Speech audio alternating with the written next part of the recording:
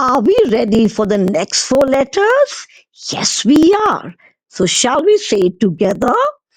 Please be careful and listen carefully. Monkey. The grapheme is M, and the sound, the phoneme is M. Both your lips should be put together, and the sound should come monkey. Very good.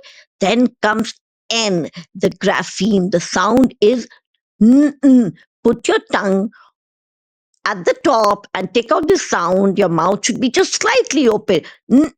Nail. Then comes a vowel O, but the sound is otter, otter,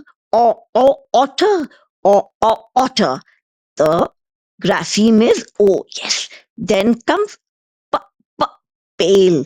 The grapheme is P. Sound is p. Pah! This reminds me of Jack and Jill went up the hill to fetch a pail of water. Yes, pail is also a bucket. It is one word is pail and the other is bucket. So they went up to fetch a bucket of water. Did you enjoy yourselves? God bless.